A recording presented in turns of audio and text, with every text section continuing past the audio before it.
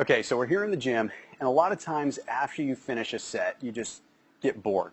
If you're not doing drop sets, or you're not doing rest pause sets, or you're not doing any kind of superset where you're moving back and forth really quick between exercises, it gets really boring. You finish your set, and then you sit around there twiddling your thumbs wondering what to do.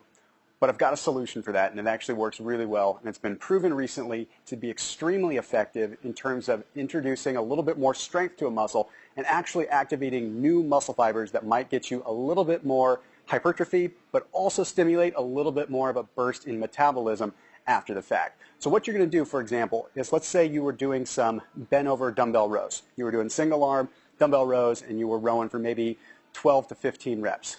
And your typical rest period with that is going to be something around the way of, anywhere from 30 to 60 seconds, depending on the intensity level. Well, once you finish that set, you're going to stretch the antagonist muscle group.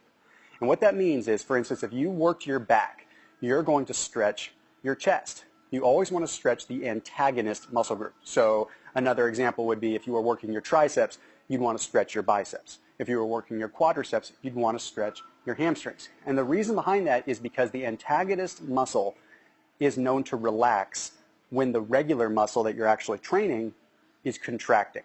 So if you can activate those muscle fibers and allow that muscle to relax by stretching it, that means that you can get a tighter contraction with the muscle that you're actually working on. In other words, the antagonist muscle group isn't going to get in the way with its muscle tension. So for example, if I'm working my chest, I'm going to want to stretch my back so that my back is not adding extra resistance to my chest. It's allowing the chest to go freely through the range of motion. Now you want to stretch it for about 30 to 40 seconds. So if you're working in a heavy rep range where you're going to have a minute and 30 rest, maybe an 8 rep range where you want to have that 90-second rest, you're only going to stretch for 30 to 40 seconds of it. And you need to make it a pretty intense stretch. You need to really activate those muscle fibers. But then you want to just relax, let yourself recover for the next 30 to 45 seconds, and then go right into your next set.